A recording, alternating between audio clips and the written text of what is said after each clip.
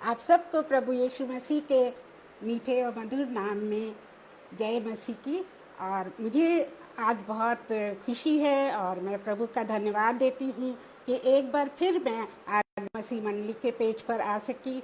और मैं भाई अनुपम और शबनम जी का भी धन्यवाद करती हूँ कि उन्होंने मुझे अपने इस पेज पर इनवाइट किया। और हर बार वो सोमवार को इनवाइट करते हैं और आज तो थोड़ी मुश्किल हो रही थी, इनविटेशन आ ही नहीं रहा था, पर प्रभु की दया से इनविटेशन आ गया है। सो मैं बहुत बहुत धन्यवाद करती हूँ अनुपम भाई का और परमेश्वर का। और मैं चाहती हूँ कि आज जो भी मैं बोलूँ प्रभु की महिमा के लिए बोलूँ और उसकी पवित्र आत्मा की अगुवाई से बोलूँ। तो आप सब ठीक होंगे और स्वस्थ होंगे, मैं ऐसी उम्मीद करती हूँ। तो आइए हम पहले छोटी सी प्रार्थना करें। हे महान महान सर्वशक्तिमान पिता परमेश्वर, हम इस समय आपके पास आते हैं, हम आपका धन्यवाद करते हैं प्रभु जी कि सारी कमियों के और रुकावटों के बावजूद भी आपने मुझे इस पेज पर बोलने का अवसर दिया। प्यारे प्रभु जी, हम जानते हैं कि आप अपने बच्चों से प्यार करते हैं और आप चाहते हैं कि वो अपने जो आपके बच्चे हैं वो वचन सुनाएं और आपका सुसमाचार दुनिया में फैलाएं। तो प्रभु जी, हम आपका बहुत बहुत धन्यवाद करते हैं। और प्रभु, हम धन्यवाद करते हैं अपने इन सब भाई बहनों के लिए जो इस समय इस वचन को सुनेंगे और बाद में भी सुनेंगे। उन सब पर आपकी बड़ी आशीष हो और वो अपने हृदय से इस वचन को ग्रहण कर सकें। और प्रभु जी, हम आपका बहुत धन्यवाद करते हैं कि आपने हम सबको सही सलामत रखा और अपनी निगरानी में रखा और हमको अपनी बरकतों से माला माल किया। प्यारे प्रभु जी, हम आपका हर बात के लिए धन्यवाद करते हैं। हम धन्यवाद करते हैं ब्रदर अनुपम और शबनम जी के लिए जो रात दिन मेहनत करके आपके वचन को फैलाने में इस पेज के द्वारा मदद करते हैं। प्यारे प्रभु जी, इस पेज पर आपकी बहुत सारी आशीषें हों और आपका वचन दूर दूर तक फैलने पाए। अब इस छोटी सी विनती को हम अपने प्यारे प्रभु यीशु मसीह के नाम में मांगते हैं, सुनना कबूल कर, आमीन। सो पहले एक गीत गाएंगे। ये गीत आपको भी आता होगा तो आप भी मेरे साथ साथ गाइए। यीशु ने अपना खून बहा के मुझे बचा लिया, क्यों ना मैं गाऊंगा गीत उसी के मुझे बचा लिया। यीशु ने अपना खून बहा के मुझे बचा लिया, क्यों ना मैं गाऊंगा गीत उसी के मुझे बचा लिया। हम आपका स्वागत करते हैं अनुपम भाई और शबनम जी और रोहिणी जी इस इबादत में। आपको बहुत आशीष मिले। जब मैं गुनाहों में पड़ा हुआ था, यीशु आ गया, उसी के मारे जाने से मैं जीवन भी पा गया। जब मैं गुनाहों में पड़ा हुआ था, यीशु आ गया, उसी के मारे जाने से मैं जीवन भी पा गया। इसलिए गाऊंगा गीत उसी के मुझे बचा लिया। यीशु ने अपना खून बहा के मुझे बचा लिया, क्यों ना मैं गाऊंगा गीत उसी के मुझे बचा लिया। मेरे गुनाहों का बोझ उठा के क्या क्या न उसने सहा, मेरे गुनाहों को माफ कराने को खून भी उसका बहा। मेरे गुनाहों का बोझ उठाने क्या क्या ना उसने सहा, मेरे गुनाहों को माफ कराने को खून भी उसका बहा। कितना अनोखा है प्यार उसी का, मुझे बचा लिया। यीशु ने अपना खून बहा के मुझे बचा लिया। क्यों ना मैं गाऊंगा गीत उसी के, मुझे बचा लिया। सेवा करेंगे प्यारे प्रभु की, जैसा कि उसने कहा। मर भी मिटेंगे प्यारे प्रभु में, जैसा कि उसने सहा। सेवा करेंगे प्यारे प्रभु की, जैसा कि उसने कहा।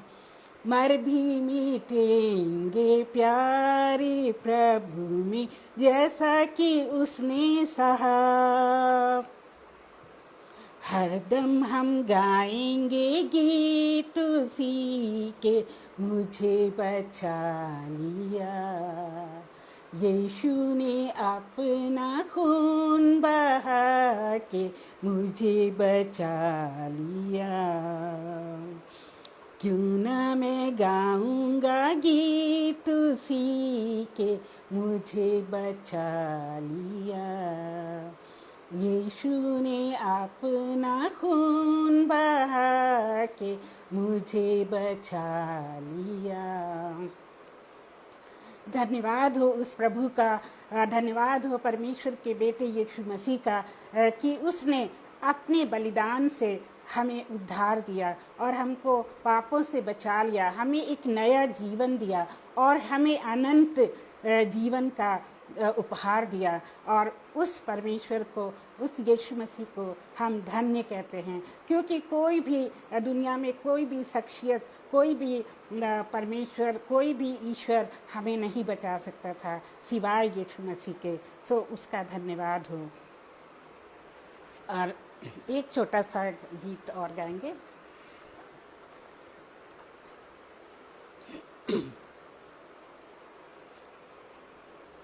Thy loving kindness is better than life.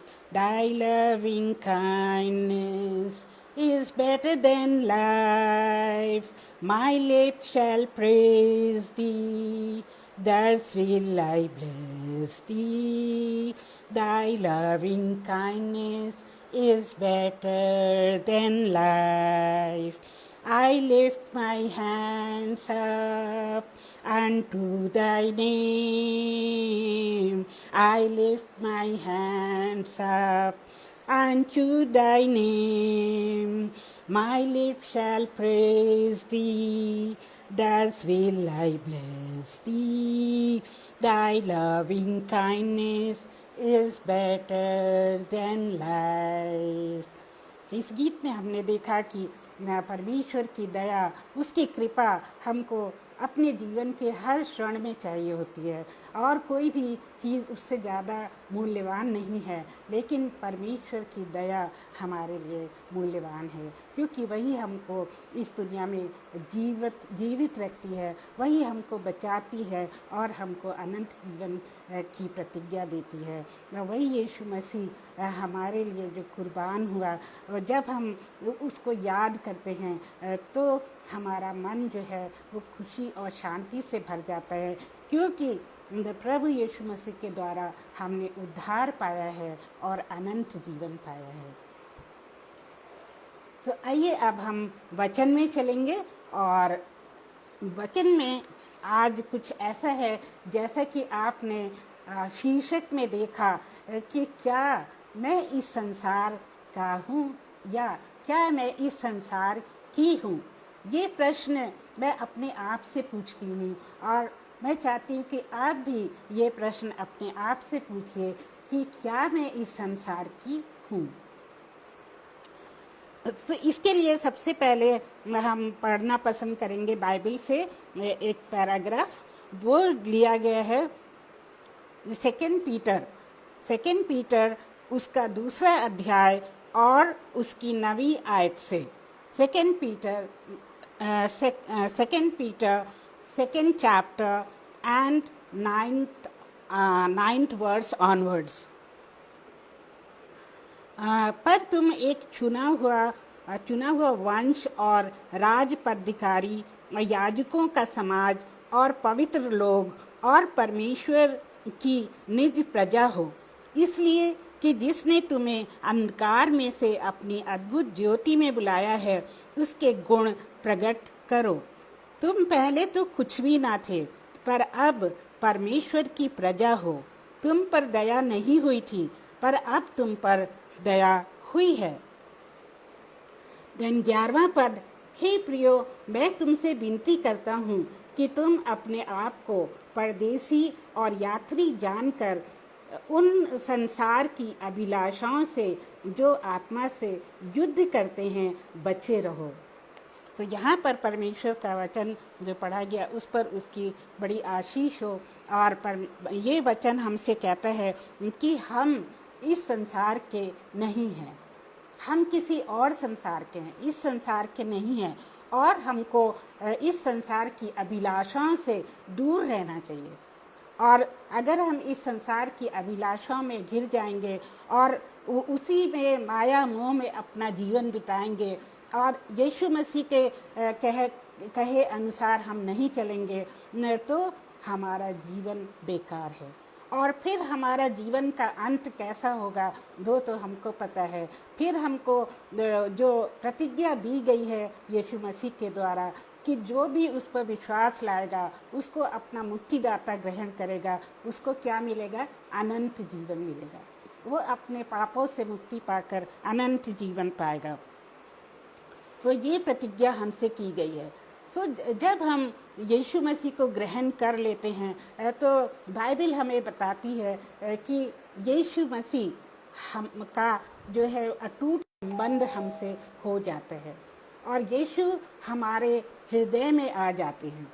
और उस समय से हम क्या हैं? हम विश्वासी कहलाने लगते हैं। जब हम यीशु मसीह को अपना मुक्तिदाता ग्रहण करते हैं, अपने पापों को मान लेते हैं, उसको हम आमंत्रित करते हैं अपने हृदय में, तो यीशु मसीह अपने वचन के अनुसार हमारे हृदय में आ जाते हैं और हमारा एक नया जीवन शुरू हो जाता है।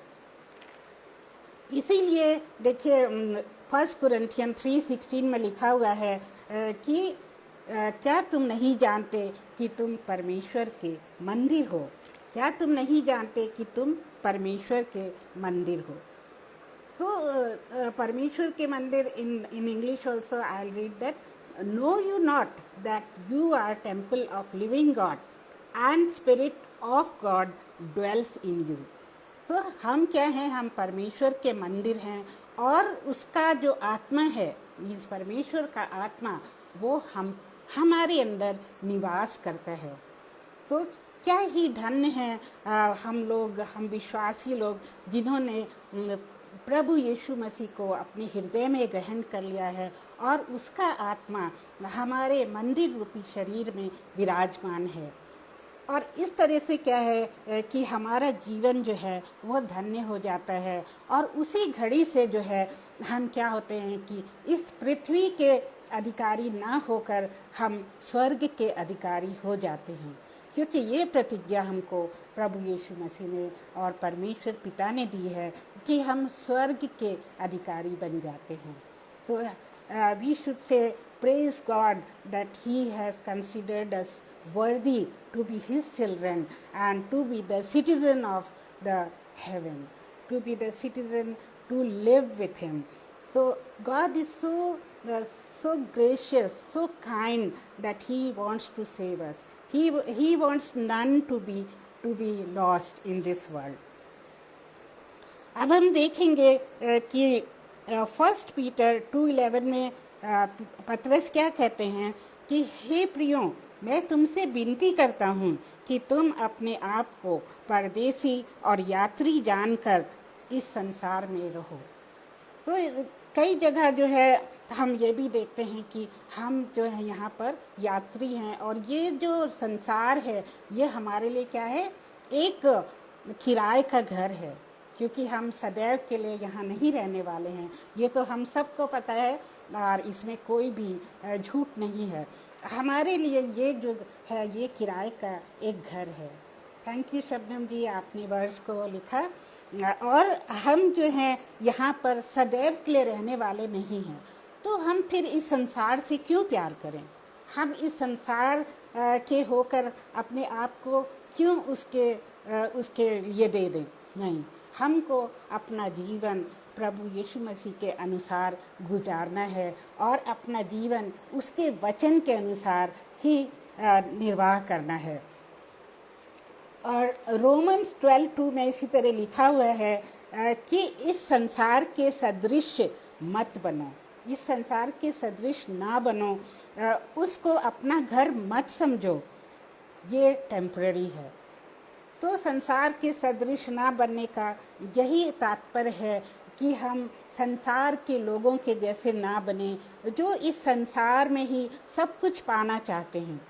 और वो लोग क्या चाहते हैं कि इस संसार में हमारे लिए अच्छा भवन हो, इस संसार में हमारे लिए हर सहूलियत की चीज़ हो, हमारे बैंक्स में बहुत ज़्यादा क्या धन हो। इस संसार में लोग बस पैसा पैसा पैसा करते हैं। और हम देखते हैं कि गरीबों के लिए मैं नहीं कह रही हूँ, लेकिन बहुत सारे अमीर लोगों को मैंने देखा है कि उनके भंडार जो हैं वो क्या है, करोड़ों और मिलियंस ऑफ रुपीस से भरे होते हैं। फिर भी वो क्या करते हैं, और पैसा पाने की लालसा रखते हैं, चाहे उनको क्यों ना गरीबों का खून भी चूसना पड़े या उनके पर अत्याचार करना पड़े, लेकिन वो चाहते हैं कि हमारा भगवान कौन है, हमारा भगवान सिर्फ पैसा है और हम किस तरह से उस पैसे को प्राप्त कर लें।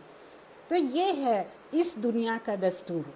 और हमसे पौलुस कहता है कि इस संसार के सदृश ना बनो, क्योंकि ये पैसा लेकर हम कहाँ जाएंगे? ये सारे भवन, ये सारे जो महल, ये सब लेके हम कहाँ जाएंगे? आज हम जब किसी महल को विज़िट करने जाते हैं, जैसे कि बारादरी है, जोधपुर में है, लाल किला है, तो हम क्या देखते हैं कि वो सब आज एक खंडहर बन चुके हैं। जब मैं आगरा गई थी, जहाँ पर अनुपम भाई और शबनम जी रहते हैं, तो मैंने वहाँ का किला देखा, और किला कितना खूबसूरत बना हुआ है, लेकिन आज वहाँ कोई भी नहीं रहता है। वो एक खंडहर के समान है, लोग उसको सिर्फ देखने आते हैं। और वो जो राजा महाराजा और वो सब रानी और राजकुमारियाँ, वो सब लुप्त हो गई हैं, वो कहाँ हैं कोई नहीं जानता है। इसी तरह से सिकंदर ने भी कहा कि जब मैं मरूं तो मेरे दोनों हाथों को जो है बाहर की तरफ दिखाना, और ताकि लोग देख सकें कि मेरे हाथ में कुछ भी नहीं है, मैंने पूरे संसार को जीत लिया, लेकिन मैं खाली हाथ जा रहा हूँ। कितना बड़ा पाठ उसने हमें दिया है। वो राजा जो कि बहुत ही अच्छा योद्धा था, जिसने पता नहीं कितनों की जानें भी ली होंगी, कितने राज्य जो है उसने हराए हैं, लेकिन वो मरने से पहले क्या कहता है कि वो खाली हाथ जा रहा है, कुछ भी वो लेके नहीं आया, कुछ भी ना लेकर आया था, ना कुछ लेकर जा रहा है। तो उससे हमें कितनी बड़ी सीख मिलती है। और मेरे प्रियो, आज हम इस सीख को अपने दिल में, अपने मन में सोचें कि ये सीख जो है हमें भी अपनानी है। इस दुनिया के लोभ में हमें नहीं पड़ना है। कुछ लोग तो ऐसे कहते हैं कि यीशु को अपना लो तो तुमको सब कुछ मिल जाएगा, तुमको बंगला मिल जाएगा, तुमको गाड़ी मिल जाएगी, तुमको रुपए मिल जाएंगे, क्योंकि यीशु इस दुनिया में दीन बनकर आया, गरीब बनकर आया, ताकि हम क्या हो जाए, अमीर बन जाए। तो ये जो है, ये जो स्क्रिप्चर का गलत मायने निकालना है। इसका मतलब ये नहीं है कि यीशु मसीह इसलिए आया कि वो हमको अमीर कर दे। लेकिन वो इसलिए आया कि वो हमको अनंत जीवन दे। ये नहीं कि अमीर होना कोई गलत बात है, जिसको परमेश्वर देता है, पैसा धन दौलत सब देता है तो अच्छी बात है। लेकिन हम किसी के ऊपर अन्याय करके जो पैसा कमाते हैं वो गलत है, तो वो हमको उसकी लालसा हमें नहीं करनी चाहिए। एक जगह नीति वचन में लिखा हुआ है कि धन यहोवा की ही आशीष से मिलता है और वह उसके साथ दुख नहीं मिलाता। तो जब यहोवा हमें धन देता है तो वो उसकी आशीष से ही देता है और वो उसमें दुख नहीं मिलाता। जैसे कि हम देखते हैं किंग सोलोमन, सुलेमान बादशाह, वो उसके पास धन की कोई कमी नहीं थी, और दाऊद के पास, वो भी राजा था, उसके पास भी धन की कमी नहीं थी। क्वीन ऑफ शेबा जो आई थी सोलोमन से मिलने, उसके पास भी धन की कमी नहीं थी। तो जब परमेश्वर धन देता है तो वो एक आशीष होती है और उसमें वो बुराई को नहीं मिलाता है, उसमें वो दुख को नहीं मिलाता है। लेकिन जो लोग जो लोग अन्याय से धन कमाते हैं वो अपने लिए एक सज़ा को जमा कर रहे हैं, क्योंकि परमेश्वर जो है वो न्यायी है और जब अन्याय से कमाया हुआ धन हमारे पास होता है तो उसकी सज़ा परमेश्वर ज़रूर देता है। अगर यहाँ नहीं तो उस लोक में देता है, मरने के बाद देता है, लेकिन वो देता ज़रूर है, क्योंकि बाइबल ऐसा कहती है। आज ही मैं एक वीडियो देख रही थी तो मैं उसको शेयर करना पसंद करूँगी। उसमें ये लिखा है कि जो फिल्म एक्टर शाहरुख खान पहले कुछ भी नहीं था, वो इतना गरीब था कि उसके पास इतने भी पैसे नहीं होते थे कि वो अपने लिए खाना खरीद के खा ले। वो दिल्ली में रहता था और कभी कभी तो उसको सड़क पे भी सोना पड़ता था। उसके पास एक माँ थी, एक बहन थी। माँ क्योंकि पिता की डेथ हो गई थी तो उसकी माँ बीमार पड़ जाती है और वो उसको इलाज की ज़रूरत होती है। तो जब वो इलाज के लिए जाता है तो पता चलता है कि बहुत पैसे लगने हैं माँ के इलाज में। तो शाहरुख खान के पास उस समय सिर्फ 5,000 रुपये होते हैं और वो 5,000 रुपये लेकर सबसे पहले मस्जिद में जाता है अपनी माँ के लिए दुआ करवाने के लिए। और बाद में दुआ के बाद उसको पता लगता है कि उसके 5,000 रुपये भी क्या हुए, खो गए। अब वो बहुत ही परेशान हो जाता है और बाहर आता है परेशानी की हालत में अपने पैसे ढूंढने के लिए। वहीं पर एक बाबा बैठा होता है, तो वो बाबा उससे कहता है, तू आज 5,000 रुपये के लिए इतना परेशान है, पर एक दिन तू 500 करोड़ रुपए कमाएगा। तो वो बात जो है सच भी हुई। आज हम जानते हैं कि वो फिल्म इंडस्ट्री का सबसे सबसे रिच, सबसे धनी एक्टर है। लेकिन इस धन के कमाने से पहले उसने अपनी माँ को खो दिया, माँ नहीं बच सकी। उसकी बहन जो है वो डिप्रेशन में चली गई, उसकी लाइफ बर्बाद हो गई, वो भी अपने नॉर्मलसी में नहीं आ सकी।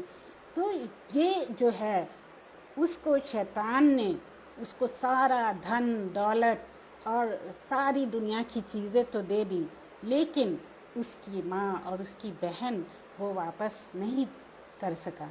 और शैतान यही चाहता है कि हम धन के लोभ में पड़कर जो है अपने अपने विवेक को बेच दें और गलत कामों में पड़ जाएं। ये फिल्म एक्टिंग कोई बुरा काम नहीं है, लेकिन फिर इंसान का मन जो है सिर्फ धन पे ही लग जाता है। और कुछ लोग धन कमाने के लिए तो स्मगलिंग करने लगते हैं, कुछ लोग धन कमाने के लिए ड्रग्स बेचने लगते हैं और इन सब पापों के जाल में वो लोग फंस जाते हैं, जिससे कि निकलना बहुत मुश्किल हो जाता है। और जब जीसस दुनिया में थे तो उन्होंने अपने चेलों के लिए प्रार्थना करी। उसने कहा, जीसस ने प्रार्थना करी कि हे प्रभु, ये जो चेले मुझे दिए हैं उनकी तू क्या करना, रक्षा करना, उनकी रक्षा करना, और वो अपना जीवन जो है वो भय में बिता सकें। तो यीशु मसीह ने खुद भी प्रार्थना करी हम सब के लिए। वो चाहता है कि हम सब इस दुनिया की लालसा में ना पड़ें और हम सब एक अच्छा जीवन व्यतीत करके परमेश्वर के साथ हमेशा के लिए रहें, जहाँ पे सर्वदा आनंद रहेगा और परमेश्वर के मुख को हम देखेंगे, उसके दूतों के साथ हम रहेंगे। और 1 तिमोथी 6:10 में लिखा हुआ है, 1 तिमोथी चैप्टर 6 वर्स 10 में, क्योंकि रुपए का लाभ सब प्रकार की बुराइयों की जड़ है। तो जब हमारे अंदर पैसों की लालसा आ जाती है, रुपयों की लालसा आ जाती है, तो हम कोई भी गलत काम करने के लिए तैयार हो जाते हैं और हम चाहते हैं कि हमारा बैंक जो है वो रुपयों से भरता ही चला जाए, भरता ही चला जाए। एक और एग्जाम्पल मैं देना चाहती हूँ। एक डॉक्टर मतलब प्रोफेसर थे और वो प्रोफेसर जो है एग्ज़ाम के इन्विजिलेटर थे, मेडिकल स्टूडेंट्स एग्ज़ाम दे रहे थे। तो मेडिकल स्टूडेंट्स को उस समय कुछ भी नहीं आता था। तो क्या हुआ कि एक मेडिकल स्टूडेंट जिसको कुछ भी नहीं आता था, उसने उस प्रोफेसर को बहुत सारे रुपए दे दिए उसी समय, और इतने रुपए दिए कि बस प्रोफेसर ने उसको चीटिंग करने से मना नहीं किया। तो इसी तरह से दैट मीन्स प्रोफेसर करते थे। तो जब प्रोफेसर की अपनी बेटी बीमार पड़ी, बहुत ही इमरजेंसी कंडीशन थी, तो क्या हुआ, वो डॉक्टर जो थे अपनी बेटी को लेके इमरजेंसी में अस्पताल में लेके जाते हैं और वहाँ से बेटी जो है उसको क्या किया जाता है कि ओटी में ले जाया जाता है, ऑपरेशन थिएटर में। लेकिन जब ऑपरेशन थिएटर से वो बाहर होती है, आती है, तो उसके प्राण नहीं थे, वो मर चुकी थी। और उसकी ट्रॉली के पीछे पीछे जो सर्जन आता है, जो डॉक्टर आता है, वो वही स्टूडेंट था जिससे इस प्रोफेसर ने पैसे लेकर उसको चीटिंग करने दिया था। कितना बड़ा मूल्य उसने चुकाया अपने बेईमानी का, कितना बड़ा, अपनी बेटी को उसने खो दिया। और एक ऐसे डॉक्टर के हाथ उसकी सर्जरी हुई जिसको कुछ भी पता नहीं था। तो ये होता है हमारी बेईमानी का और हमारे बुरे कामों का फल। तो हमको परमेश्वर से डर के रहना चाहिए, हमें परमेश्वर से डरना है। कोई भी काम करने से पहले हमको पूछना है अपने विवेक से, अपने परमेश्वर से, क्या ये सही है, क्या मैं जो कदम उठाने जा रही हूँ या जा रहा हूँ, क्या ये सही है। तो ये पूछना बहुत ज़रूरी है। और हम सब विश्वासियों की जो सिटीज़नशिप है वो यहाँ की, इस संसार की नहीं है। हमारी सिटीज़नशिप जो है वो कहाँ की है, वो है स्वर्ग की, और हम हमेशा अनंत काल तक वहीं पर रहेंगे। इसीलिए हमने वो गीत भी सुना है, जाएंगे उत्तम एक देश में ज़रूर, रहेंगे प्रभु के साथ हम ज़रूर। तो ये मेरा बहुत ही प्रिय गीत है जिसको मैं अक्सर गाना पसंद करती हूँ। तो ये जो उत्तम एक देश कौन सा है, वही स्वर्ग का राज्य है जो हमको यीशु मसीह अपने बलिदान से दिलाते हैं। तो हमको उस राज्य की खोज करना चाहिए। और बाइबल हमें कहती है कि इस राज्य की खोज मत करो, परंतु परमेश्वर के राज्य की खोज करो, ताकि तुमको सब चीज़ें परमेश्वर दे देगा। मीन्स उसका मतलब ये है कि जो प्राथमिकता है वो हम परमेश्वर को और परमेश्वर के राज्य को दें। और इसी तरह से हम देखते हैं कि मार्क 10:10 में क्या लिखा है,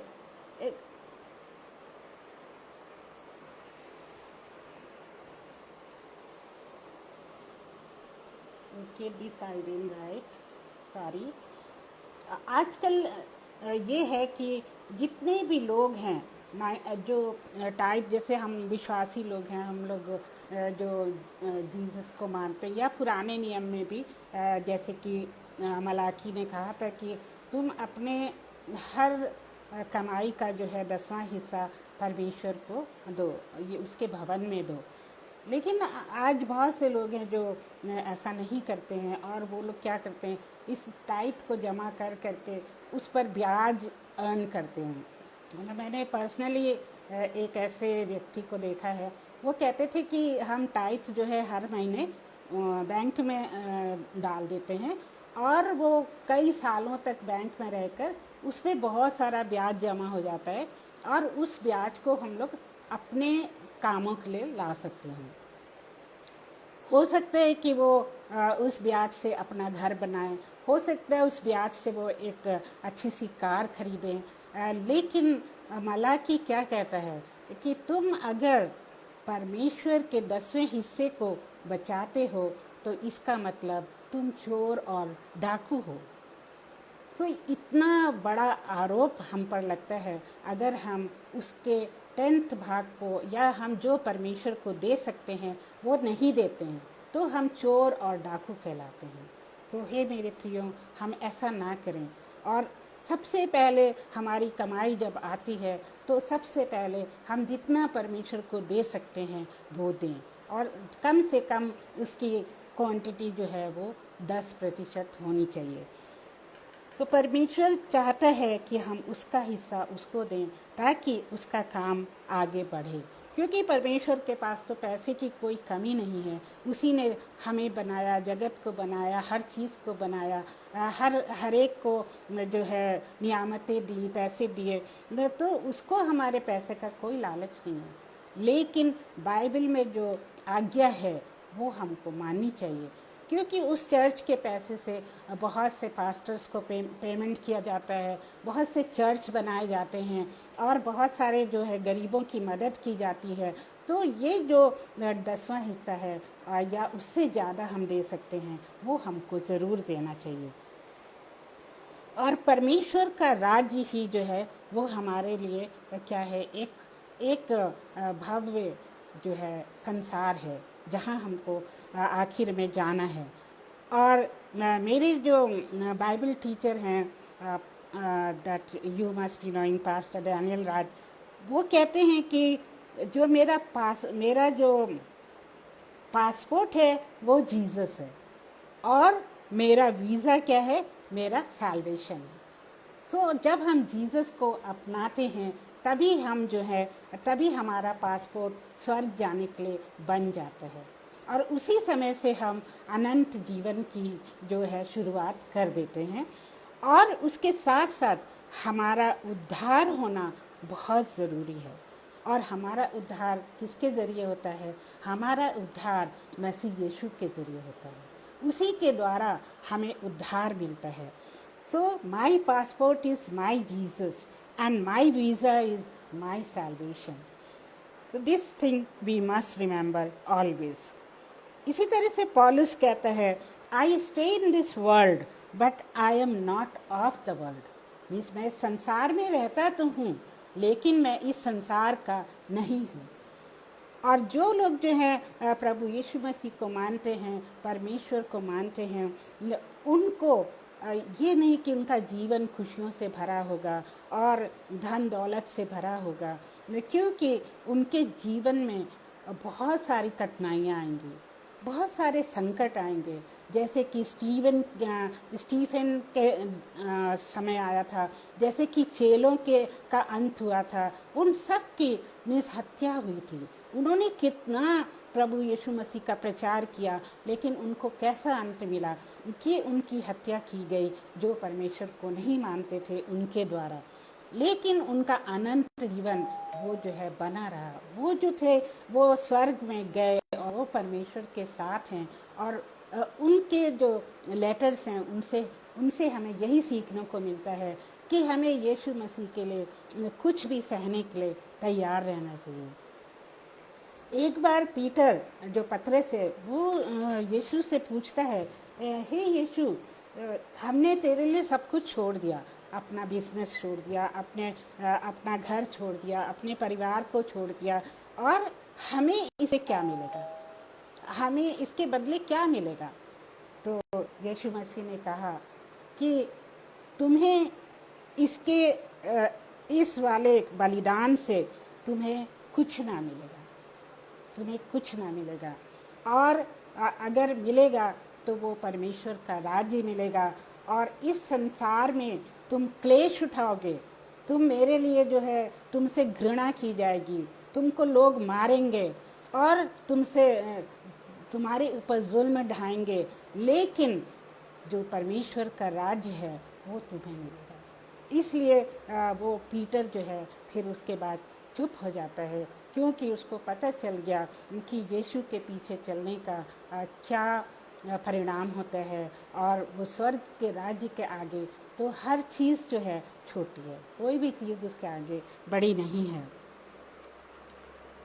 और हम देखते हैं कि एक धनी व्यक्ति था, और वो धनी व्यक्ति को जब पीछे आने के लिए, यीशु मसीह के पीछे आने की इच्छा हुई, तो उसने पूछा मैं क्या करूं प्रभु तेरे पीछे आने के लिए। तो प्रभु ने क्या कहा कि तू अपना धन संपत्ति सब गरीबों को बांट दे और मेरे पीछे हो ले। लेकिन वो व्यक्ति जो है वो अपना धन संपत्ति नहीं छोड़ सका और ना उसके पीछे हो सका। तो इस तरह से क्या है कि जो धन है वो एक ऐसी चीज़ है जो हमको बांध लेती है, और उस धन को छोड़ना बहुत मुश्किल हो जाता है। और जितने धनी लोग हैं वो अपने धन को छोड़कर परमेश्वर के पीछे जाना पसंद नहीं करते, उनके लिए बहुत कठिन है। जैसे कि एक सुई के नाके से जो है ऊँट का निकलना मुश्किल है, उसी तरह से एक धनी व्यक्ति का परमेश्वर के राज्य में प्रवेश करना मुश्किल है। अगर वो धनी व्यक्ति परमेश्वर को प्यार करता है, यीशु मसीह को अपना लेता है, तो फिर उसका जो है उसकी जो मानसा है कि परमेश्वर के साथ रहें वो पूरी हो जाती है। Otherwise it's very difficult, it's next to impossible. और मैथ्यू 6:19 में लिखा है, मत्ती की पुस्तक उसके चैप्टर 6 वर्स 19 में लिखा है, अपने लिए इस पृथ्वी पर धन इकट्ठा मत करो। अपने लिए इस पृथ्वी पर धन इकट्ठे ना करो जहाँ पर दीमक कीड़े मकोड़े खा जाते हैं। तो ये जो है बहुत हमें बहुत बड़ी शिक्षा देती है कि इस धरती पर हम धन इकट्ठे ना करें। जैसे कि सिकंदर ने शुरू में बताया कि उसने क्या कहा कि मैंने सब कुछ जीत लिया लेकिन मैं खाली हाथ जा रहा हूँ। तो जब हम इस दुनिया को छोड़ते हैं तो हम एक मिट्टी का कण भी, एक मिट्टी का ढेला भी नहीं ले जा सकते हैं, और उस समय हम खाली हाथ ही जाते हैं। सो जितना जितना कुछ है हमारे पास उसी में हम संतुष्ट रहें। अब अगर हमारे पास घर है तो हम संतुष्ट रहें, अगर हमारे पास झोपड़ी है तो हम संतुष्ट रहें, अगर हमारे पास कार है तो संतुष्ट रहें, अगर हमारे पास साइकिल है, साइकिल नहीं भी है तो हम संतुष्ट रहें। क्योंकि जब हमारे मन में संतुष्ट धन आ जाता है तो सारे धन जो हैं वो बेकार हो जाते हैं, और परमेश्वर की शांति और परमेश्वर का सुख हमारे हृदयों में आ जाता है। और मैंने कई लोगों को देखा है जो कि धर्म मीन्स यीशु मसीह के प्रचारक हैं, उसमें से मेरा भाई भी है छोटा, सो मैं गर्व से कहती हूँ कि वो लोग जो हैं कभी भी धन की परवाह नहीं करते हैं। मीन्स उनका काम है केवल प्रभु यीशु मसीह के प्रचार को फैलाना, प्रभु यीशु मसीह को प्रेम करना। उनके घर में चाहे कुछ हो ना हो, लेकिन वो तैयार हो के प्रभु यीशु मसीह की इबादत के लिए, लोगों को उसका सुसमाचार सुनाने के लिए निकल पड़ते हैं। धन्य हैं वो लोग। लेकिन उसके अपोजिट में अगर हम देखें तो कुछ प्रभु के जन ऐसे भी हैं जो कि प्रभु के नाम से जो है वो धन कमाना चाहते हैं, और वो जो है प्रभु के पैसे से अपने लिए जो है बड़ा भवन बना लेते हैं, बड़ी कारें खरीद लेते हैं। वैसे भी लोग हैं। तो ये जो दो तरह के लोग होते हैं दुनिया में, एक जो है वो परमेश्वर की इच्छा पे चलते हैं, दूसरे जो हैं वो शैतान की इच्छा पे चलते हैं। जबकि वो दिखाते तो हैं कि हम परमेश्वर के लोग हैं, लेकिन वो शैतान की इच्छा पे चलते हैं, और वो लूसीफर को खुश करना चाहते हैं कि हम जो हैं तुझे फॉलो कर रहे हैं, हमें ये दे दे, हमें वो दे दे। लेकिन उनको एक बहाना चाहिए होता है धन कमाने का। सो परमेश्वर उन सब याजकों को क्या है उनको जो है अनंत जीवन देगा, जो अपने विवेक से, सच्चाई से जो है वो उसका सुसमाचार सुनाते हैं और धन की परवाह नहीं करते हैं। यहाँ पर मैं ये पढ़ना पसंद करूँगी। फर्स्ट पीटर चैप्टर 2 वर्स 9 में देखिए क्या लिखा हुआ है। पर तुम एक चुना हुआ वंश और राज पदधारी, याजकों का समाज, पवित्र लोग, परमेश्वर की निज प्रजा हो, इसलिए कि जिसने तुम्हें अंधकार में से अपनी अद्भुत ज्योति में बुलाया है। तो कितना बड़ा पद परमेश्वर ने हमें दिया है कि हम उसका चुना हुआ वंश है। उसने हमको चुन लिया है। पुराने नियम में बाइबल हमें बताती है कि जब हम पैदा भी नहीं हुए थे तब परमेश्वर ने हमको चुन लिया था, और हमने उसको नहीं चुना लेकिन परमेश्वर ने हमें चुन लिया था। और आज वो कहता है कि तुम चुना हुआ वंश हो और राज पदधारी हो, याजकों का समाज हो, पवित्र लोग और परमेश्वर की निज प्रजा हो, इसलिए कि जिसने तुम्हें अंधकार में से अपनी ज्योति में बुला लिया है। तो धन्य हैं वे लोग जिनको परमेश्वर ने अंधकार से ज्योति में बुला लिया है और हम उसके चुने हुए वंश हैं।